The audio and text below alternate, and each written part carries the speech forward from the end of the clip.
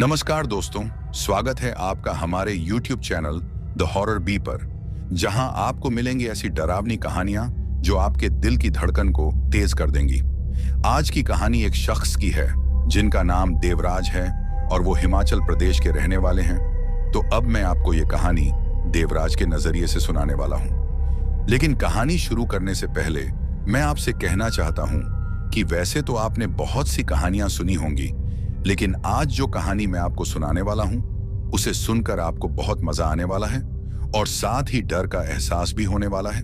और अगर आप इस चैनल पर पहली बार आए हैं तो चैनल को सब्सक्राइब जरूर करें ताकि आप भी हमारी इस फैमिली का हिस्सा बन सकें और आने वाली वीडियो आप तक आसानी से पहुंच जाए। तो चलिए अब ज्यादा समय न लेते हुए जल्दी से अपनी कहानी को शुरू करते हैं। दोस्तों, मेरा नाम देवराज है और मैं हिमाचल प्रदेश के एक छोटे से गांव का रहने वाला हूं। आज मैं आप लोगों को एक ऐसी आपबीती के बारे में बताऊंगा जिसे सुनकर आपको सच में डर का एहसास होगा। दोस्तों, आज मैं आपको उस भयानक रात के बारे में बताऊंगा जिसने मेरी पूरी जिंदगी को बदल कर रख दिया है। वो रात इतनी खतरनाक हो सकती थी ये मैंने कभी सोचा भी नहीं था। आज भी जब मैं उस मंजर को याद करता हूं जो मेरे साथ उस वक्त घटा था तो मेरी हालत खराब हो जाती है और मेरे रोंगटे खड़े हो जाते हैं। उस हादसे के बाद मैंने अब रात के सफर को करना बिल्कुल बंद कर दिया है। उस रात मेरे साथ जो जो हुआ और जो कुछ भी मुझ पर बीता वो सब आपको इस कहानी में पता चलेगा। तो चलिए अब सीधा अपनी कहानी पर आते हैं। दोस्तों, ये जो हादसा मेरे साथ हुआ था ये आज से लगभग 9 साल पहले की बात है। मैं अगर अपने बारे में बात करूं तो मैं एक गरीब परिवार से हूं। मेरे पापा मेहनत मजदूरी करके हमारे घर का गुजारा चलाते थे। हमारे परिवार में हम 5 लोग हैं, मैं, मेरा छोटा भाई, मम्मी पापा और मेरी छोटी बहन। घर का बड़ा बेटा हूं तो मुझे अब बिल्कुल भी अच्छा नहीं लग रहा था कि मेरे जो पापा थे वो अकेले घर को चलाएं। आखिर मेरी भी कुछ जिम्मेदारियां थीं जो मुझे निभानी थीं। मेरा मन पढ़ाई में बिल्कुल भी नहीं लगता था, इसलिए मैंने सिर्फ 10वीं तक ही पढ़ा। उसके बाद मैंने पढ़ाई छोड़ दी थी। मेरे छोटे भाई बहन पढ़ाई में अच्छे थे तो वो दोनों पढ़ते रहे। खैर, पढ़ाई छोड़ने के 2 से 3 सालों तक मैं ऐसे ही घर पर बेकार रहता, अपने दोस्तों के साथ आवारागर्दी करता रहता। मेरे मम्मी पापा भी मुझे उतना टोका नहीं करते थे। हालांकि माँ हमेशा मुझसे कहती रहती थी कि ये आवारागर्दी छोड़कर कोई अच्छा सा काम कर ले, अपने पापा का हाथ बटा। तो मैं हमेशा उनकी बातों पर ज्यादा ध्यान नहीं देता। मेरे पापा बहुत अच्छे इंसान हैं। वो हमेशा मेरी माँ को यही बात कहते रहते कि अभी ये छोटा है, जब इसे अपनी जिम्मेदारियों का एहसास होगा तो खुद ही समझ जाएगा, तब तक तुम इसे तंग मत करो। अब काफी समय तक ऐसा ही चलता रहा, लेकिन फिर मेरे जो दोस्त थे वो सब मुझसे आहिस्ता आहिस्ता बिछड़ते गए। मतलब कि कोई काम करने के लिए शहर जाने लगा तो कोई कुछ और करने लगा। सभी दोस्त अब अपने अपने कामों में बिजी रहने लगे। और फिर एक ऐसा दिन आया जिस दिन मुझे लगा कि अब मुझे ये आवारागर्दी छोड़ देनी चाहिए। मुझे भी अपने बारे में कुछ सोचना होगा। मेरे पापा यूं अकेले कब तक घर चलाएंगे? आखिर मैं घर का बड़ा बेटा हूं तो मुझे भी उनके साथ हाथ बटाना चाहिए।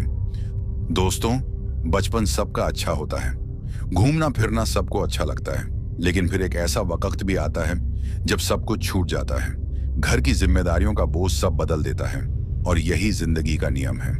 खैर, उसके बाद मैंने भी अपना मन बना लिया था कि अब मैं भी अपने पापा के साथ हाथ बटाऊंगा। लेकिन मेरा मन वो काम करने में बिल्कुल भी नहीं था जो मेरे पापा करते थे। मतलब कि मेरे पापा दिहाड़ी लगाया करते थे और मैं कुछ अलग करना चाहता था, खुद का कोई काम जिसका मालिक मैं खुद बनूं। अब ऐसा कोई काम तो था नहीं जिसमें बिना मेहनत के जल्दी सफलता मिले। मेहनत तो हर काम में करनी पड़ती है। खैर, उसके बाद मैंने एक काम सोच लिया था और वो काम था मैकेनिक का। हाँ दोस्तों, मैकेनिक वाला काम जिसमें गाड़ियां ठीक करनी पड़ती हैं। इस काम का इंटरेस्ट मुझे काफी पहले से था, तो अब मैं इसी काम को करने वाला था। उसके बाद मैंने इस काम को सीखना शुरू कर दिया। हमारे गांव से लगभग 1 घंटे की दूरी पर एक बड़ा बाजार था जहां गाड़ियों की आवाजाही काफी रहती है। बहुत सी दुकानें उस बाजार में थीं। वहीं एक मैकेनिक की शॉप भी थी जहां पर मैंने काम करना शुरू कर दिया था। और उस दुकान का जो मालिक था उसने मुझे काम पर रख लिया था और अब उसी से मैंने काम भी सीखना था। लगभग 2 साल तक मैंने उस दुकान पर काम किया और जब मैं पूरी तरह से काम सीख गया तो अब मैंने खुद की दुकान खोलने का फैसला कर लिया। अब खुद का गैरेज खोलने का फैसला तो मैंने कर लिया था, लेकिन सब कुछ कैसे शुरू करूं मुझे कुछ समझ ही नहीं आ रहा था। मतलब कि मुझे थोड़ा डर भी था, और वो डर ये था कि मेरा गैरेज चलेगा भी या नहीं, क्योंकि बहुत से लोगों के साथ ऐसा कई बार होता है कि वो कोई नया काम शुरू तो करते हैं, लेकिन किस्मत अगर खराब रही तो फिर उन्हें काम में काफी ज्यादा घाटा भी हो जाता है। साफ शब्दों में कहूं तो मैं ये कहना चाहता हूं कि मुझे डर था कि कहीं ऐसा ना हो कि मैं गैरेज तो खोल दूं, लेकिन अगर उसे सही से न चला पाया तो मेरा ये काम कहीं डूब न जाए। यही बात मुझे अंदर से खाई जा रही थी। गैरेज खोलने के लिए मुझे काफी पैसे भी लगने वाले थे, और मैं ये बिल्कुल भी नहीं चाहता था कि मेरा पैसा किसी कारण डूब जाए। खैर, फिर मैंने अपने पापा से इस बारे में बात की। उन्होंने मुझे हिम्मत देते हुए कहा कि अगर किसी भी काम में मन लगाकर काम करो तो वो काम कभी घाटे में नहीं जाता। तुम मेहनत करते रहना, कामयाबी तुम्हें जरूर मिलेगी। और वो मुझसे ये भी कहते हैं कि अगर तुम किसी काम के लिए अच्छा सोचोगे तो तुम्हारे साथ अच्छा ही होगा। खैर, अपने पापा की बात सुनकर अब मुझ में भी हिम्मत आ गई थी, और अब मैंने फैसला कर लिया था कि खुद का गैरेज तो खोल कर रहूंगा। उसके बाद मैंने कुछ पैसे अपने पापा से लिए और कुछ पैसे खुद के डालकर उस बड़े से बाजार में अपना एक छोटा सा गैरेज खोल लिया। गैरेज वाली जो दुकान थी उसे मैंने किराए पर लिया था। खैर, भगवान का नाम लेकर मैंने गैरेज खोल लिया था, और यहीं से मेरी किस्मत बदल जाती है। हाँ दोस्तों, कुछ ही महीनों की मेहनत के बाद मेरा जो गैरेज था वो अच्छे से चलना शुरू हो जाता है, और अब मेरी जो पैसों की कमाई थी वो भी अच्छे से चलने लग गई थी। मैं काफी खुश था और भगवान का शुक्रिया भी कर रहा था। खैर, कुछ वक्त बाद काम बढ़ जाता है, और अब मुझे एक हेल्पर की जरूरत आ पड़ी थी। मेरे ही गांव में मेरा एक दोस्त था जिसका नाम सुरेश था। सुरेश एक अच्छा और ईमानदार लड़का था, और मेरा अच्छा दोस्त भी था। उसे भी काम की जरूरत थी, तो मुझे उसकी याद आती है कि वैसे भी मुझे एक हेल्पर की जरूरत है, और अगर इस काम को मेरा दोस्त करे तो उसका भी भला हो जाएगा और मेरा भी। इसी बहाने सुरेश को काम भी मिल जाएगा और वो कुछ पैसे भी कमा लेगा। खैर, उसके बाद मैंने अपने दोस्त सुरेश से इस बारे में बात की, और वो मान भी गया। अब हम दोनों उस गैरेज में काम करने लग जाते हैं। सब कुछ अच्छे से चल रहा था। दिन ब दिन मैं अपने काम में तरक्की करता ही जा रहा था, और मेरे काम को देखकर मेरे गांव के काफी लोग मुझसे जलने लग गए थे। अब ये हर गांव की बात है कि अगर आप किसी अच्छे मुकाम पर हो तो काफी लोग आपसे जलने लग जाते हैं। हालांकि मैं तो उतना पढ़ा लिखा भी नहीं था, और न मेरी कोई नौकरी लगी थी, लेकिन हाँ, इतना पैसा मैं अपने उस गैरेज से कमा रहा था कि मेरे घर की हालत अब अच्छी हो गई थी, और यही सब देखकर गांव के कुछ लोग मुझसे जल रहे थे। खैर, जैसा कि मैंने आप लोगों को पहले भी बताया कि जिस बाजार में मैंने अपना गैरेज खोला था वो बाजार मेरे गांव से 1 घंटे की दूरी पर था। तो मैं रोज अपने घर से उस गैरेज तक पैदल जाता था, और फिर शाम को वापस गैरेज को बंद करके अपने गांव वापस आता था। मैं और मेरा दोस्त सुरेश रोज ये आना जाना करते थे। हमारे गांव तक सड़क नहीं थी, तो तभी हम लोगों को पैदल ही सफर करना पड़ता था। एक और बात दोस्तों, जिस रास्ते से हम लोग रोज ये आना जाना करते थे वो रास्ता एक शमशान घाट से होकर गुजरता था। हाँ दोस्तों, एक शमशान घाट से। हम लोग रोज उसी रास्ते से अपने घर को आते थे और सुबह उसी रास्ते से अपने गैरेज के लिए जाते थे। गांव वालों का मानना था कि वो रास्ता और वो शमशान घाट शापित है, लेकिन मैं इस बात को बिल्कुल भी नहीं मानता था, क्योंकि मेरा तो रोज उसी रास्ते से आना जाना था, और आज तक मेरे साथ कुछ भी उस रास्ते पर अजीब नहीं हुआ था। और वैसे भी मैं भूत प्रेतों पर विश्वास नहीं करता। मेरा मानना यह था कि ये सब गांव की मनगढ़ंत कहानियां होती हैं और कुछ नहीं, ऐसा कुछ भी नहीं होता, ऐसा मेरा मानना था। गांव के जो लोग थे वो दूसरे रास्ते से आना जाना करते थे। उन्होंने एक नए रास्ते का निर्माण किया था, और वो सभी लोग उसी रास्ते का इस्तेमाल करते थे बाजार तक जाने के लिए। इस शमशान घाट वाले रास्ते से कोई भी नहीं जाता था, क्योंकि उन लोगों का मानना था कि ये शमशान घाट वाला जो रास्ता है, यहाँ प्रेत आत्माओं का वास होता है, और बहुत से लोगों के साथ इस रास्ते पर काफी अजीबोगरीब घटनाएं घटी हुई हैं। कुछ लोगों की जान तो काफी मुश्किल से बच पाई है। लेकिन वहीं मैं अपनी बात करूं तो आज तक मेरे साथ ऐसा कुछ नहीं घटा था, जैसा गांव वाले कहते थे। तो तभी मुझे ये सब मनगढ़ंत कहानियां लगती थीं। खैर, पहले पहले तो मेरा दोस्त सुरेश भी इस रास्ते से दूर ही रहता था। उसके अंदर भी गांव वालों ने डर पैदा कर दिया था इस रास्ते को लेकर। लेकिन जब से सुरेश मेरे साथ उस रास्ते पर चलता रहा, तब से अब उसके अंदर का डर भी चला गया था। खैर, बहुत से गांव वाले मुझे इस रास्ते से जाने के लिए रोकते थे, लेकिन मैं हर बार उनकी इस बात को अनसुना कर देता था और उनसे कहता था कि ऐसा कुछ भी नहीं होता, ये सब बेकार की कहानियां हैं। और मैं उनसे ये भी कहता था कि आज तक तो मुझे इस रास्ते पर कुछ भी नहीं हुआ, ये सब आप लोगों का वहम है। मेरी बात सुनकर उनमें से बहुत से लोग मुझसे ये भी कहते थे कि तुम्हारे साथ इसलिए अभी तक कुछ नहीं हुआ क्योंकि तुम दिन में इस रास्ते पर चलते हो, और अगर किसी दिन तुम्हें इस रास्ते पर रात हो गई तो फिर तुम्हारी जान को काफी खतरा हो जाएगा और तुम पछताओगे, लेकिन उस वक्त तुम्हारी मदद करने वाला कोई भी नहीं होगा। गांव के लोगों ने मुझे काफी बार उस तरफ न जाने की सलाह दी, लेकिन मैं हर बार उनकी बात को टाल दिया करता था। दोस्तों, अब आप ही मुझे बताओ, अगर कोई भी आदमी आप लोगों को ऐसा कहे कि आप इस रास्ते से न जाओ, इस रास्ते पर भूत होते हैं, तो क्या आप मानोगे? आप में से ज्यादातर लोग इस बात पर कभी भी विश्वास नहीं करेंगे, उल्टा इस बात पर हंसेंगे। ठीक इसी तरह मुझे भी उस वक्त ये बातें मजाक लगती थीं और मैं उस बात को एक अफवाह के नजरिए से देख रहा था। लेकिन एक बात तो उन गांव वालों की सच्ची थी, और वो बात ये थी कि आज तक मुझे उस रास्ते पर कभी रात नहीं हुई थी। मतलब कि रात के वक्त मैंने उस रास्ते पर कभी सफर नहीं किया था। लेकिन शायद मुझे इस बात का बिल्कुल भी अंदाजा नहीं था कि एक वक्त ऐसा भी आएगा जिस वक्त मुझे रात को इस शमशान घाट वाले रास्ते से गुजरना पड़ेगा, और शायद वो वक्त अब बहुत जल्द आने वाला था। दोस्तों, अभी तक तो सब कुछ नॉर्मल चल रहा था, लेकिन फिर एक दिन मेरे दोस्त सुरेश की तबीयत कुछ ठीक नहीं रहती। मतलब कि वो बीमार हो गया था। उसकी ऐसी हालत देखकर मैं उससे कहता हूं कि तुम अपनी सेहत का ख्याल रखो, जब तक ठीक नहीं हो जाते तुम आराम करो। मेरी बात सुनकर सुरेश वैसा ही करता है, वो आराम करता है, और उस दिन वो मेरे साथ गैरेज नहीं आता। मतलब कि अब मुझे अकेले ही काम पर जाना था। खैर, उस दिन मैं अकेला ही काम के लिए निकल जाता हूं, और उस दिन भी मैं उसी शमशान घाट वाले रास्ते से निकला था। लेकिन उस दिन भी मुझे वो रास्ता बिल्कुल नॉर्मल लगा था। मुझे उस रास्ते पर कुछ भी अजीब नहीं लगा था।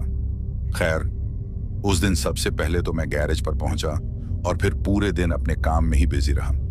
उस दिन काम का लोड काफी ज्यादा हो गया था क्योंकि सुरेश की कमी मुझे काफी ज्यादा महसूस हो रही थी। लेकिन मैं कुछ कर भी तो नहीं सकता था। मैं उस पूरे दिन अपने काम में बिजी रहा। काम ज्यादा होने के चक्कर में मुझे अब काफी ज्यादा देर हो जाती है। मैं अब बिल्कुल भी देर नहीं करना चाहता था। सबसे पहले तो मैं अपने गैरेज को बंद कर देता हूँ और फिर जितना जल्दी हो सके अपने गांव की तरफ निकल जाता हूँ। कुछ ही देर बाद मैं उस जगह पर पहुंचता हूँ जहां दो रास्ते होते हैं। एक तो वो रास्ता होता है जो शमशान घाट वाली तरफ से गुजरता था, और दूसरा वो वाला रास्ता था जिस वाले रास्ते से गांव वाले जाया करते थे। जिस रास्ते से गांव वाले जाते थे वो रास्ता मुझे थोड़ा लंबा पड़ता था, और बात अगर इस शमशान घाट वाले रास्ते की करूं तो ये रास्ता थोड़ा शॉर्ट पड़ता था। अब एक तो मुझे पहले से देर हो गई थी, और ऊपर से अगर मैं इस लंबे वाले रास्ते से जाता तो मुझे काफी ज्यादा देर हो जाती। इसलिए मैं डिसाइड करता हूं कि मैं इस शमशान घाट वाली तरफ से जाऊंगा। अब आप में से बहुत से लोग ये सोच रहे होंगे कि मैं आपको पागल बना रहा हूं। जब मुझे पता था कि शमशान घाट वाला रास्ता सही नहीं है तो मैं उस तरफ से क्यों जा रहा हूं? मैं उस दूसरे रास्ते से भी तो जा सकता था ना, जहां से गांव वाले जाते थे। तो आपको बताता चलूं कि बात ऐसी है कि मुझे बिल्कुल भी इस बात का पता नहीं था कि वो शमशान घाट वाला रास्ता सही नहीं है। हालांकि गांव वाले मुझे वहां से जाने पर रोकते थे, लेकिन मुझे उनकी बातें अफवाहें लगती थीं, और लगे भी क्यों ना, क्योंकि आज तक मेरे साथ उस रास्ते पर ऐसा कुछ भी नहीं हुआ था जिससे ये साबित हो कि वो रास्ता सही नहीं है। और अगर बात मैं दूसरे रास्ते की करूं, जिस रास्ते से गांव वाले गुजरते थे, तो वो रास्ता काफी लंबा पड़ता था, और उस वक्त मुझे पहले से ही देर हो गई थी, तो तभी मुझे शमशान घाट वाले रास्ते को चुनना पड़ा। और जिस रास्ते से गांव वाले जाते थे, रात के वक्त पर वो भी मेरे लिए ठीक नहीं रहता, क्योंकि एक तो वो वाला रास्ता भी जंगल से होता हुआ गुजरता है, और काफी बार उस रास्ते से भी जंगली जानवरों को देखा गया है। यही कारण था कि मैंने उस वक्त शमशान घाट वाले रास्ते को चुना। अब आप इसे मेरी बेवकूफी समझें या मेरी बुरी किस्मत, ये तो आप ही जाने, लेकिन उस वक्त मुझे जो ठीक लगा मैंने वो किया। खैर, मुझे अब इतनी ज्यादा देर हो गई थी कि अब 5 से 10 मिनट के अंदर रात पूरी तरह से ढलने वाली थी और मैं बस यही सोच रहा था कि आज तो मैंने कुछ ज्यादा ही देर कर दी। हालांकि आज से पहले भी मुझे लेट हुआ था, लेकिन इतना लेट मैं आज तक नहीं हुआ था कि रास्ते में ही रात हो जाए। खैर, इस बात को अब नजरअंदाज करते हुए मैं अपने रास्ते पर आगे की तरफ बढ़ जाता हूँ। मतलब कि मैं उस शमशान घाट से गुजरने वाले रास्ते की तरफ बढ़ जाता हूँ। उस वक्त उस रास्ते पर चलते समय मुझे सब कुछ नॉर्मल ही लग रहा था। मुझे ऐसा कुछ भी महसूस नहीं हो रहा था जो मुझे अलग लगता। खैर, अंधेरा अब ढलने वाला था और मैं बस यही सोच रहा था कि आज तो मैंने सच में कुछ ज्यादा ही देर कर दी। सफर अभी काफी लंबा था और मुझे अकेला ही इसे पूरा करना पड़ेगा। खैर, थोड़ी देर चलने के बाद अब रात पूरी तरह से ढल जाती है। अंधेरा अब पूरी तरह से चारों तरफ फैल चुका था। रात का अंधकार इतना था कि अब रास्ता दिखना भी मुश्किल हो गया था। रास्ते को अच्छे से देखने के लिए सबसे पहले तो मैं अपनी जेब से मोबाइल निकालता हूं और फिर उसकी फ्लैश लाइट को ऑन कर देता हूं ताकि रास्ता देखने में आसानी हो। उस वक्त मेरे मोबाइल की जो बैटरी थी वो सिर्फ 20% बची हुई थी। मतलब कि इतनी कम बैटरी में मुझे इस सफर को पूरा करना था, जो कि उस वक्त लगभग मेरे लिए नामुमकिन था, क्योंकि मैं जानता था कि अगर एक बार मोबाइल की फ्लैश ऑफ हो गई तो फिर मेरे लिए काफी मुश्किल हो जाएगी, क्योंकि बिना रोशनी के उस वक्त रास्ता देखना काफी मुश्किल था और मैं चाहता था कि इस मोबाइल की बैटरी के खत्म होने से पहले पहले मैं इस सफर को आधे से ज्यादा तय कर लूं। मैं उस वक्त इस बात के लिए भी पछता रहा था कि काश मेरे पास टॉर्च होती तो आज मुझे दिक्कत नहीं आती। हालांकि मेरे पास घर पर टॉर्च थी, लेकिन आज तक मुझे इस रास्ते पर उसकी जरूरत ही नहीं पड़ी, क्योंकि मैं और सुरेश रात होने से पहले ही घर पहुंच जाया करते थे। लेकिन आज पहली बार मुझे टॉर्च की जरूरत आ पड़ी थी। अब कुछ कर भी तो नहीं सकते थे, सफर तो पूरा करना पड़ेगा, फिर चाहे टॉर्च हो या ना हो। खैर, अब कुछ समय बाद मैं उस शमशान घाट के पास पहुंच जाता हूं और यह रास्ता बिल्कुल उस शमशान के बगल से होता हुआ गुजरता था। मैं भी आहिस्ता से उस रास्ते से गुजर जाता हूं। जब मैं उस वक्त उस शमशान घाट वाले रास्ते के बगल से गुजर रहा था तो उस वक्त भी मुझे सब नॉर्मल ही लगा। मुझे ऐसा कुछ भी नहीं लगा जो अजीब हो। जैसा कि मैंने आप लोगों को पहले भी बताया है कि मैं भूत प्रेत पर विश्वास नहीं करता, तो डरने का तो सवाल ही पैदा नहीं होता। अगर मैं इन बातों पर विश्वास करता तो शायद मैं कभी भी उस रास्ते को ना चुनता, क्योंकि आम आदमी के लिए उस वक्त उस रास्ते से गुजरना सच में काफी डरावना होता। रात के उस वक्त जब मैं उस शमशान घाट वाले रास्ते के बगल से गुजर रहा था तो उस वक्त वो जगह दिन के मुकाबले काफी डरावनी लग रही थी, लेकिन मुझे इस बात से कोई लेना देना नहीं था, तो मुझे तो ये सब नॉर्मल ही लग रहा था। खैर, शमशान घाट से आगे निकलने के बाद माहौल अब थोड़ा अजीब होने लग जाता है। मतलब कि चारों तरफ शांत माहौल बना हुआ था। कोई भी आवाज, जैसे कि किसी जानवर की, उस वक्त मुझे कुछ भी सुनाई नहीं दे रही थी। पूरी तरह से सन्नाटा था। हाँ, एक आवाज थी जो मुझे सुनाई दे रही थी और वो थी मेरे खुद के कदमों की। यहां तक कि अपनी सांसों को भी मैं सुन पा रहा था। इसके अलावा जितना सन्नाटा उस वक्त मुझे महसूस हो रहा था, आज से पहले मैंने कभी भी महसूस नहीं किया था। वैसे माहौल के बाद अब मैं भी थोड़ा बेचैन होने लग गया था, लेकिन मैं बस चलता ही जा रहा था। थोड़ा और आगे चलने के बाद मुझे सामने की तरफ से कोई आता हुआ नजर आता है। पहले तो मुझे लगा जैसे कोई परछाई हो, लेकिन ध्यान से देखने पर पता चलता है कि कोई आदमी है जो मेरी ही तरफ बढ़ता चला आ रहा है। चलते चलते मैं और वो, हम दोनों काफी करीब आ जाते हैं। ध्यान से देखने पर पता चलता है कि वो कोई औरत है। हाँ दोस्तों, वो एक औरत थी। उसने अपने चेहरे को जमीन की तरफ किया हुआ था। शायद मेरे मोबाइल की फ्लैश लाइट उसकी आंखों में लग रही थी, तो इसलिए उसने अपने चेहरे को नीचे की तरफ किया हो। ये मेरी सोच थी। उस वक्त मैं यही सोच रहा था कि मेरे मोबाइल की फ्लैश लाइट के कारण इसने अपना चेहरा नीचे किया होगा। खैर, उसके बाद मैं अपने मोबाइल की फ्लैश लाइट को नीचे कर देता हूं ताकि उसे इसकी वजह से देखने में कोई दिक्कत ना हो। दोस्तों, उस वक्त मैं उसका चेहरा अच्छे से नहीं देख पाया था। जैसा कि मैंने आपको पहले ही बता दिया है कि उसने चेहरा नीचे की तरफ किया हुआ था। उसने काले रंग के कपड़े पहने हुए थे। सबसे पहले तो मैं खुद को थोड़ा साइड की तरफ कर लेता हूं ताकि वो आसानी से आगे निकल जाए, लेकिन वो औरत वैसा नहीं करती। वो बीच रास्ते में ही खड़ी रहती है, बिल्कुल भी हिलती जुलती नहीं। जब मैं थोड़े समय तक साइड में खड़ा रहता हूं तो मुझे थोड़ा अजीब लगता है और मैं सोचता हूं कि कमाल की औरत है, इसे मैं रास्ता दे रहा हूं और ये अभी तक रास्ते के बीच में ही खड़ी है। कुछ देर वैसे ही खड़े रहने के बाद मैं ही उसके बगल से निकलने का सोचता हूं और मैं ये भी सोचता हूं कि शायद वो शर्मा रही होगी। यही कारण हो सकता है कि वो आगे नहीं बढ़ी हो। खैर, उसके बाद मैं ही उसके बगल से गुजर जाता हूं, लेकिन यही मेरे साथ एक अजीब बात हो जाती है। और वो बात ये होती है कि जैसे ही मैं उसके बगल से गुजरता हूं तो मेरे जिस्म के जो बाल थे वो खड़े हो जाते हैं। हाँ दोस्तों, ये बात सच थी, मेरे जिस्म के बाल खड़े हो गए थे। उस वक्त मैंने ऐसा महसूस किया था। एक और बात आप लोगों को कहूंगा जिसे सुनकर आपको भी अजीब लगेगा, और उस वक्त मुझे भी अजीब लगा था। दोस्तों, वो बात ये थी कि जैसे ही मैं उसके बगल से गुजरता हूं तो निकलते निकलते मेरी नजर उसके सिर के बालों की तरफ जाती है, और जब मैं उसके सिर के बाल देखता हूं तो मैं काफी ज्यादा हैरान हो जाता हूं। दोस्तों, उसके सिर के जो बाल थे वो काफी ज्यादा लंबे थे। हाँ दोस्तों, काफी ज्यादा लंबे। वो बाल इतने ज्यादा लंबे थे कि जमीन को छू रहे थे। इतने लंबे बाल मैंने आज तक किसी को नहीं देखे थे जितने लंबे बाल मैं उस वक्त उस औरत के देख रहा था। उसके पूरे बाल खुले हुए नजर आ रहे थे। खैर, उसके बाद मैं इस बात को छोड़कर आगे की तरफ बढ़ जाता हूं। अब आगे तो मैं बढ़ गया था, लेकिन यह सफर मेरे लिए इतना आसान नहीं होने वाला था जितना मैं इसको समझ रहा था। थोड़ा और आगे चलने के बाद मुझे अपने पीछे की तरफ से पायल की आवाज सुनाई देती है। हाँ दोस्तों, पायल की आवाज। ऐसा लग रहा था जैसे कोई मेरा पीछा कर रहा हो, और उसके कदमों की आवाज मुझे साफ साफ सुनाई दे रही थी। अब जब मैं उस पायल की आवाज को सुनता हूं तो मैं एकदम से पीछे की तरफ देखता हूं, और जब मैं पीछे की तरफ देखता हूं तो मुझे उस वक्त वहां कुछ भी नजर नहीं आता।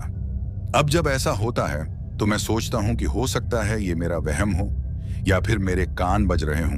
दोस्तों, रास्ते में काफी बार मेरे साथ ये सिलसिला चलता रहा। मतलब कि मुझे काफी बार उस पायल की आवाज सुनाई देती रही, और जितनी बार भी मैंने पीछे की तरफ देखने की कोशिश की उतनी ही बार मुझे कुछ भी नजर नहीं आया। खैर, कुछ दूर और आगे चलने के बाद मुझे अब किसी के रोने की आवाज सुनाई देती है, और ये जो रोने की आवाज होती है ये मुझे किसी लड़की या औरत की लग रही थी। उस रोने की आवाज को सुनकर ऐसा महसूस हो रहा था जैसे वो काफी तकलीफ में है। अब जब उस आवाज को मैं सुनता हूं तो मैं सोचता हूं कि इतनी रात को आखिर ये कौन है जो इतना रो रही है। शायद वो जो भी है काफी तकलीफ में है, मुझे जाकर उसकी मदद करनी होगी। दोस्तों, उस वक्त मैं उस औरत की मदद करने के लिए तैयार हो जाता हूं। अब आप में से बहुत से लोग ये भी सोच रहे होंगे कि मैं सच में पागल हो गया हूं जो इतनी रात को उस औरत की मदद करने के लिए तैयार हो गया। मैं चुपचाप वहां से निकल भी तो सकता था। तो आपको बताता चलूं कि एक तो उस औरत के रोने की आवाज इतनी दर्दनाक थी कि कोई भी अगर उसे सुने तो उसका भी दिल पिघल जाए, और दूसरी बात यह थी कि मुझे कुछ समझ ही नहीं आ रहा था कि उस रात मेरे साथ क्या हो रहा है। खैर, मैं अब मन बना चुका था कि उस औरत की मदद की जाए। उस औरत के रोने की आवाज रास्ते के दूसरी तरफ से आ रही थी। एक और छोटा सा रास्ता था जो कि जंगल की तरफ जाता था, और ये रोने की आवाज वहीं से आ रही थी।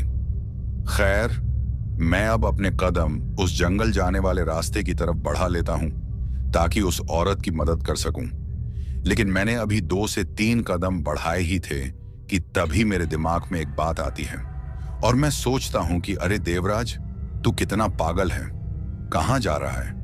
ये तो सोच कि आखिर इतनी रात को ये कौन औरत इतना रोएगी, और वो भी जंगल के बीच में। और ये भी मत भूल कि अभी कुछ देर पहले वो पायल की आवाज जो मेरे पीछे से आ रही थी, वो सब क्या था? ये सब सोचकर मैं अपने कदमों को वापस से अपने रास्ते पर मोड़ लेता हूं, और जितना जल्दी हो सके अपने रास्ते पर आगे की तरफ बढ़ता रहता हूं। आगे बढ़ते बढ़ते मैं सोचता हूं कि ये सब नॉर्मल नहीं हो सकता, ये जरूर कोई भूत प्रेत वाली बात है। हालांकि मैं इन बातों को नहीं मानता हूं, लेकिन जो भी उस रात मेरे साथ घट रहा था वो सब नॉर्मल नहीं था। वो घटनाएं मुझे मजबूर कर रही थीं इन बातों पर विश्वास करने को। उस रास्ते पर मैं काफी तेजी से आगे की तरफ बढ़ रहा था, और तभी मुझे एक और बात याद आती है जो मेरे अंदर डर पैदा कर देती है।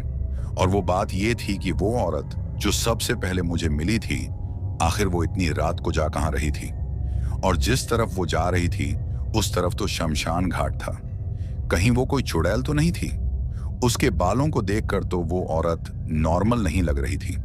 जब से मैंने उस शमशान घाट को पार किया है, तब से मेरे साथ ये अजीबोगरीब घटनाएं हो रही हैं। दोस्तों, मैं जितना आगे बढ़ रहा था, उतना ही अब मुझे पीछे से उस औरत के रोने की आवाज सुनाई देती है। हर कदम पर उसके रोने की आवाज बढ़ती ही जा रही थी और अब मैं इतना ज्यादा डर चुका था कि मुझे मेरे दिल की धड़कन अब साफ साफ सुनाई दे रही थी। उस वक्त मेरी जो हालत थी वो मैं आप सब लोगों को बता भी नहीं सकता।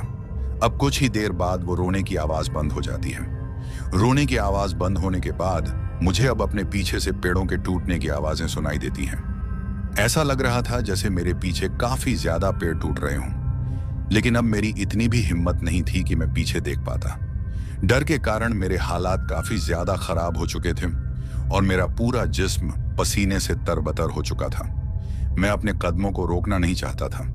तभी मेरे साथ एक और दिक्कत हो जाती है और वो दिक्कत ये होती है कि मेरे मोबाइल की जो बैटरी होती है वो अब सिर्फ 3% बची हुई थी और अब किसी भी वक्त मेरा मोबाइल ऑफ होने वाला था। इस बात को सोचकर तो मेरी हालत और भी खस्ता हो जाती है, लेकिन यहां मैं दिमाग का एक काम कर देता हूं और वो काम ये होता है कि मैं सबसे पहले तो पापा को फोन करता हूं। मेरी किस्मत यहां मेरा इतना साथ दे देती है कि फोन पापा को लग जाता है और जैसे ही पापा फोन उठाते हैं तो मैं पापा से सारी बात बता देता हूं। ये सब मैंने उनसे जल्दी में कहा था कि मेरे साथ कुछ भूत प्रेत वाली बात हो गई है।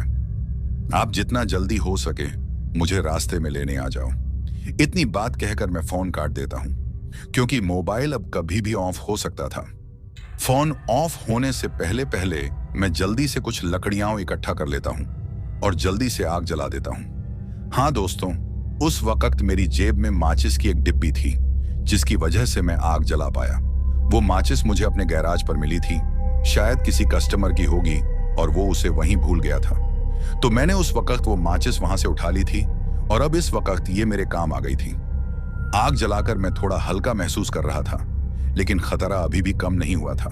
मैं काफी ज्यादा पछता रहा था और अंदर ही अंदर खुद को कोस रहा था कि काश मैंने उन गांव वालों की बातों को मान लिया होता तो आज मेरे साथ ये सब ना होता जो उस वक्त हो रहा था। मैं बस भगवान से यही दुआ कर रहा था कि हे भगवान, मुझे बचा लो। अगर आज भगवान आप मुझे इन प्रेतों से बचा लेते हो तो मैं वादा करता हूं कि फिर कभी भी इस रास्ते से नहीं गुजरूंगा।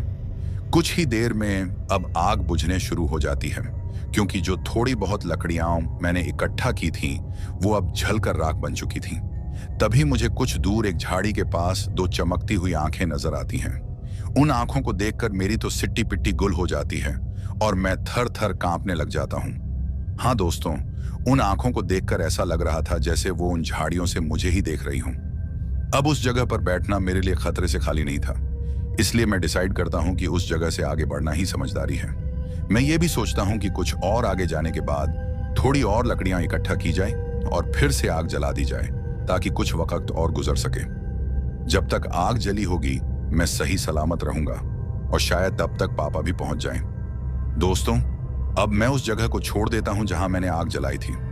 अब वो जगह मेरे लिए सही नहीं थी क्योंकि आग अब लगभग बुझ चुकी थी। उसके बाद मैं जितना जल्दी हो सके उस अंधेरे में आगे की तरफ बढ़ जाता हूं। सच कहूं तो उस अंधकार में मुझे कुछ भी नजर नहीं आ रहा था। रात के उस पहर में मैं बार बार गिरता, संभलता और आगे की तरफ भागता रहता हूं। जिस जगह मैंने आग जलाई थी उस जगह को छोड़ने के बाद मेरे कंधे अब भारी होने लगते हैं। जैसे जैसे मैं आगे की तरफ बढ़ रहा था वैसे वैसे मेरे कंधों का जो भार था वो बढ़ता ही जा रहा था। मुझे कुछ समझ ही नहीं आ रहा था कि उस वक्त मेरे साथ क्या हो रहा है। उस अंधेरे में चलते समय मैं काफी बार रास्ते में गिर रहा था क्योंकि आगे का रास्ता मैं अच्छे से देख भी नहीं पा रहा था। बस अंदाजे से ही मैं आगे की तरफ बढ़ रहा था और काफी बार गिरने के बाद मेरी बाजू में चोट भी लग जाती है। जैसे जैसे मैं आगे बढ़ता हूं वो कंधों का भार और बढ़ता रहता है।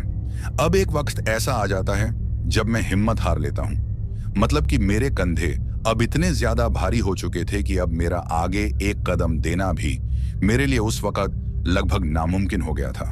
अब आगे तो मैं कदम बढ़ा नहीं सकता था, तो मैं अपने घुटनों के बल जमीन पर गिर जाता हूं। उस वक्त मुझे काफी तकलीफ हो रही थी और मेरी आंखों से आंसू भी आ रहे थे। शायद इसलिए क्योंकि मैं जान चुका था कि अब मेरा बचना लगभग नामुमकिन है, क्योंकि मैं जानता था कि ये सब उन प्रेतों का ही काम है। थक हार कर अब मैं पूरी तरह जमीन पर गिर जाता हूं। और फिर तभी मेरे जो कंधे होते हैं उनमें मुझे कोई तेज चीज चुभती महसूस होती है। अब जब मुझे वो चुभन महसूस होती है तो मैं दर्द के मारे कराहने लग जाता हूं। दोस्तों, उस वक्त मुझे ऐसा लग रहा था जैसे कोई मेरे कंधों में कीलें चुभा रहा है। उस वक्त मुझे इतना ज्यादा दर्द हो रहा था कि मैं काफी जोरों से चीख रहा था, चिल्ला रहा था, लेकिन वो दर्द बढ़ता ही जा रहा था। हर एक सेकंड में वो कीलें मेरे कंधों के अंदर धंसती ही जा रही थीं, और जितनी वो कीलें मेरे कंधों में चुभ रही थीं, उतना ही मैं चीख रहा था। ये सिलसिला कुछ देर चलता रहता है और मेरी हालत अब लगभग बेहोशी की हो जाती है। लेकिन बेहोश होने से पहले पहले मेरी आंखों में एक तेज रोशनी लगती है। अब जब वो रोशनी मेरी आंखों में पड़ती है तो मैं एकदम से अपने हाथ को अपनी आंखों के सामने ले जाता हूं ताकि उस तेज रोशनी से अपनी आंखों को बचा सकूं। कुछ ही देर में वो रोशनी मेरे काफी करीब पहुंचती है, और जब वो मेरे करीब आती है तो मैं देखता हूं कि वो मेरे चाचा जी होते हैं। उनके हाथ में एक टॉर्च थी और ये रोशनी उसी टॉर्च की थी। मुझे देखकर मेरे चाचा के मुंह से एक चीख निकल जाती है और वो भी एकदम से जमीन पर गिर जाते हैं। अपने चाचा को देखकर मुझे अपने बचने की कुछ आस महसूस होती है। चाचा की चीख सुनकर पापा और मेरे छोटे भाई भी पहुंच जाते हैं। वो तीनों ही मुझे लेने को आए थे। मेरे जो चाचा थे वो सबसे आगे थे। पापा और मेरा छोटा भाई थोड़ा पीछे रह गए थे। जब चाचा जी मुझे देखकर गिर गए थे और चीखे थे तो मेरे पापा और छोटे भाई ने उनको संभाला और उनको ऊपर उठाया। वो तीनों मेरे पास नहीं आ रहे थे। चाचा जी ने पापा और मेरे छोटे भाई को मना किया था मेरे पास न आने को। उसके बाद मेरे चाचा जी, जिनके हाथ में एक बोतल थी जिसमें से वो कुछ पानी मेरे ऊपर छिड़कते हैं, पानी छिड़कते ही मेरे कंधों पर जो भार था वो खत्म हो जाता है और मैं थोड़ा ढीला पड़ जाता हूँ। शायद मेरे चाचा जी ने मुझ पर गंगा जल मारा था, जिसके कारण मैं हल्का महसूस कर रहा था। उसके बाद मैं पूरी तरह से बेहोश हो जाता हूँ। मुझे आगे का कुछ भी पता नहीं चलता कि उसके बाद मेरे साथ क्या हुआ। जब मेरी आंखें खुली तो मैं घर पर अपने कमरे में था और मेरी फैमिली के सभी लोग मेरे इर्द गिर्द बैठे हुए थे। माँ मेरी हालत को देखकर काफी रो रही थी। उसके बाद वो सभी मुझसे पूछते हैं कि तुम्हारे साथ क्या हुआ था। उन सब की बात सुनकर मैं अपनी सारी आपबीती उनको बता देता हूँ। सभी मेरी बातें सुनकर काफी हैरान थे और भगवान का शुक्रिया कर रहे थे कि मेरी जान बच गई थी। और भगवान का शुक्रिया तो मैं भी करता हूँ, क्योंकि उन्हीं की बदौलत आज मैं जिंदा हूं। खैर, उसके बाद मैं अपने चाचा से उस बात को पूछता हूं कि आखिर वो मुझे देखकर चिल्लाए क्यों थे। तो मेरी बात सुनकर वो मुझसे कहते हैं कि मैं जब तुम्हारे नजदीक पहुंचा था तो मुझे तुम्हारे कंधों पर एक औरत बैठी हुई नजर आई थी, जिसके बाल काफी लंबे थे और वो काफी भयानक तरीके से मेरी तरफ देख रही थी। जब मैंने वो नजारा देखा तो ये सब देखकर मैं एकदम से डर गया था और नीचे गिर गया था। वो डरावनी औरत मुझे कुछ सेकंड के लिए ही तुम्हारे कंधों पर दिखी थी। उसके बाद मैंने तुम्हारे पापा और तुम्हारे छोटे भाई को भी तुम्हारे पास आने के लिए रोका था, क्योंकि हो सकता था कि अगर मैं उन्हें रोकता नहीं तो उन प्रेतों का साया भी हम सबको लग सकता था। तुम्हारे पापा ने जब मुझे ये सब बताया था कि तुमने फोन पर उन्हें बताया था कि तुम्हारे साथ कोई भूत प्रेत वाली बात हो गई है, तो हम लोग घर से गंगा जल साथ लाए थे। तुम पर गंगा जल को डालकर ही हम लोग तुम्हारे पास आए थे। चाचा जी के मुंह से ये सब सुनकर मैं और भी ज्यादा डर गया था। खैर, उस हादसे के बाद मेरे परिवार वालों ने एक तांत्रिक को भी बुला लिया था, और जब उसने मुझे देखा तो उसने मुझे देखकर ही बता दिया था कि शमशान घाट की ही एक चुड़ैल तुम्हारे पीछे पड़ गई थी। ये तो तुम्हारी किस्मत अच्छी थी जो तुम बच गए, नहीं तो लगभग वो तुम्हें मार ही चुकी थी। वो चुड़ैल काफी देर तक तुम्हारे कंधों पर बैठी रही थी, तभी तुम्हारे जो कंधे थे वो धीरे धीरे भारी होते जा रहे थे। वो तांत्रिक मुझे ये भी बताता है कि उस चुड़ैल ने तुम्हारे कंधों पर अपने नाखून भी धंसा दिए थे, और ये बात उस तांत्रिक की बिल्कुल सच्ची थी। उस वक्त जिन कीलों की बात मैं कर रहा था जो मुझे चुभ रही थी, वो कीलें नहीं थीं, बल्कि उसके नाखून थे। उसके नाखूनों की वजह से मेरे कंधों पर काफी गहरे घाव भी हुए थे। दोस्तों, उस हादसे के बाद मेरी पूरी जिंदगी बदल चुकी थी। काफी महीनों तक तो मैं बीमार ही रहा, और जब मैं ठीक हुआ तो मैंने रात को सफर करना ही बंद कर दिया। आज इस बात को पूरे 9 सालों से ज्यादा का वक्त हो गया है, लेकिन आज भी मुझे ऐसा महसूस होता है जैसे ये सब कल की ही बात हो। उसके बाद मैं कभी भी उस शमशान घाट वाले रास्ते से फिर कभी नहीं गया। वो हादसा मेरे लिए अब एक बुरे सपने की तरह बन चुका है। आज भी काफी बार वो हादसा मुझे मेरे सपनों में दिखाई देता है, और जब ऐसा होता है तो मेरी हालत फिर से खराब हो जाती है। तो दोस्तों, कैसी लगी हमारी ये कहानी? अगर आपको ऐसी और भी कहानियां सुननी हैं तो हमारे चैनल को सब्सक्राइब करना बिल्कुल मत भूलिएगा। अब चलते हैं उन दोस्तों की ओर जिन्होंने हमारी पिछली कहानी पर कमेंट करके हमें अपना प्यार और समर्थन दिया। तो चलिए सबसे पहले उनका नाम लेते हैं। पहले हैं मोनू राणा हमीरपुर से, बब्बन खान हैं अलीगढ़ से, दीपक पुरुलिया हैं वेस्ट बंगाल से, सरफराज आलम हैं दिनाजपुर बंगाल से, पंकज बागले हैं महाराष्ट्र से, वरिंदर सिंह हैं बरनाला पंजाब से, शिव कुमार हैं अहमदाबाद से, दीपक व्यवहारे हैं महाराष्ट्र से, निर्मल कुमार हैं भरतपुर राजस्थान से, उत्तम है महाराष्ट्र से, मोहम्मद धानु रब हैं बिहार से, गोलेखा चंद्र हैं ओडिशा से, हर्षित त्यागी हैं सहारनपुर उत्तर प्रदेश से, मोहन हैं जामनगर से, अनवर अली अंसारी हैं चंदौली जिला उत्तर प्रदेश से, दीपक शर्मा हैं उत्तराखंड से, रोहताश सिंह हैं नारनौल हरियाणा से, मनीषा हैं मुंबई से, शुभम मल्लाह हैं अंबेडकर नगर उत्तर प्रदेश से, तनवीर अहमद हैं मालेगांव से, करण हैं पंजाब से, सिप्पा ब्रार हैं बठिंडा से, शिव नारायण वर्मा हैं रायपुर छत्तीसगढ़ से, नंदन कुमार हैं जमुई बिहार से, नीरज शर्मा हैं उल्हासनगर से, रुजैद खान हैं दिल्ली से, रवि भाटिया हैं लुधियाना पंजाब से, जय कुमार प्रजापति हैं भोपाल से, साहिबदीन खान हैं तिरवाड़ा मेवात से, हसन अब्बास हैं इटली से, अंकित दास हैं असम से, हेमंत केसरर हैं पुणे से, दीपाली यादव हैं जबलपुर से, देबाशीष ठाकुर हैं वेस्ट बंगाल से, पारस और शैलेश हैं गुजरात से, रंजीत वैश्य हैं असम से, मनीष जैन हैं दिल्ली से, प्रणब बारिक हैं ओडिशा से, मोहम्मद शमशेर हैं कुवैत से, सरफराज खान हैं दिल्ली से, मोहम्मद मंजर रहीम हैं जगदलपुर छत्तीसगढ़ से, अमित कुमार हैं सिवान से, मान साहब हैं पठानकोट पंजाब से, शंकर हैं उत्तर प्रदेश से, मोरज कश्यप हैं छत्तीसगढ़ से, मोहम्मद सरफराज आलम हैं दिल्ली से, लकी कुमार हैं बिहार से, संगीता मेहरा हैं नागपुर से, सरताज हैं सनेकपुर उत्तर प्रदेश से, अनिल हैं केरल से, चांद हैं पंजाब पाकिस्तान से, परवेज सैफी हैं दादरी उत्तर प्रदेश से, हेमंत किस्वे हैं लातूर से, नजीर अहमद हैं पाकिस्तान से, लक्ष्मण शिंदे हैं महाराष्ट्र से, राजकुमार वैबा हैं काठमांडू नेपाल से, मोंटी प्रजापति हैं पैरोवा हरियाणा से, भीमा राबारी हैं कच्छ गुजरात से, सुनील सेठी हैं ओडिशा, कटक से आदिनाथ धवन हैं धामनगांव महाराष्ट्र से, मोहम्मद अब्बास हैं जगदलपुर छत्तीसगढ़ से, नूर बनू हैं कराची पाकिस्तान से, करण हैं अयोध्या से, नजीर अहमद हैं सिंध पाकिस्तान से, शंकर जैन हैं उत्तर प्रदेश से, हामिद हैं बिहार से, रघबीर सिंह हैं चंडीगढ़ से, आलम अंसारी हैं उत्तर प्रदेश से, गुलाम नबी मीर हैं गांदरबल कश्मीर से, सन्नी गिल हैं लुधियाना पंजाब से, धनजीत हैं असम से, अन्नू कुमारी हैं बिहार से,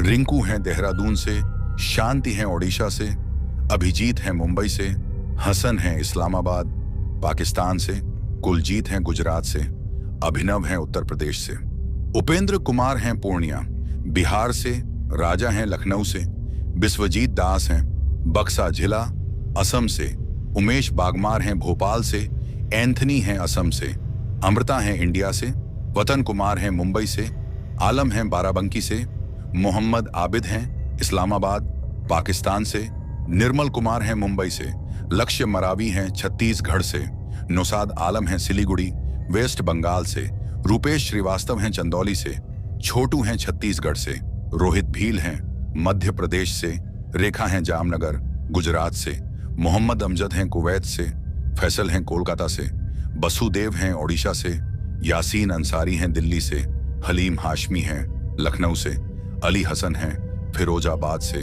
भूपेंद्र राठौर हैं अहमदाबाद से, सुनील कुमार हैं उत्तर प्रदेश से, अनिकेत हैं भागलपुर बिहार से, अजय हैं लखनऊ से, मोहम्मद नाजिर हैं बांसबेड़िया कोलकाता से, पूर्णा पाठक हैं असम से, अरमान रैना हैं अलीगढ़ से, आबिद हैं इस्लामाबाद पाकिस्तान से, जुनैद हैं झारखंड से, पप्पू सिसोदिया हैं रायपुर छत्तीसगढ़ से, प्रिंस हैं डलहौजी हिमाचल प्रदेश से, आर रॉय हैं वेस्ट बंगाल से, रुजैद हैं दिल्ली से, शुभम सहानी हैं अंबेडकर नगर उत्तर प्रदेश से, सौरभ चतुर्वेदी हैं दिल्ली से, हरीश राठौड़ हैं सूरत गुजरात से, पिंटू हैं जगत सिंहपुर उड़ीसा से, लालू हैं नालंदा से, अर्जुन मुखिया हैं नेपाल से, रणजीत हैं दरभंगा बिहार से, सुरिंदेरा कुमार हैं अयोध्या से, वाजिद तबस्सुम हैं लाहौर पाकिस्तान से, भीमा राबरी हैं कच्छ गुजरात से, हबीद अफरीद हैं असम से,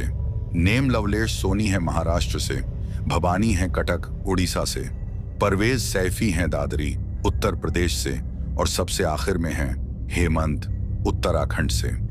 दोस्तों, ये थे उन लोगों के नाम जिन्होंने हमारी पिछली कहानी पर कमेंट करके हमें बताया कि वो कहां से हमारी कहानियां सुनते हैं और उन्हें हमारी कहानी कैसी लगी। इसके साथ ही अगर किसी का नाम छूट गया हो तो वो कमेंट करके हमें जरूर बताना, आने वाली वीडियो में उनका नाम लिया जाएगा। दोस्तों, दूसरी वीडियोस की तरह इस वीडियो पर भी अपना प्यार दिखाइए और मुझे सपोर्ट करिए, क्योंकि आप सबके सपोर्ट के कारण ही मैं यहां तक पहुंचा हूं और मुझे उम्मीद है कि आप लोगों के बलबूते ही एक दिन हमारी ये फैमिली काफी आगे तक जाएगी। चैनल पर अगर कोई नया है तो चैनल को सब्सक्राइब जरूर करें ताकि आप भी हमारी इस फैमिली का हिस्सा बन सकें। और जिन लोगों ने पहले से ही हमारे चैनल को सब्सक्राइब किया है, उन सभी का मैं तहे दिल से शुक्रगुजार हूं। इसके साथ ही मैं आप सबसे अलविदा कहना चाहता हूं। बाय दोस्तों।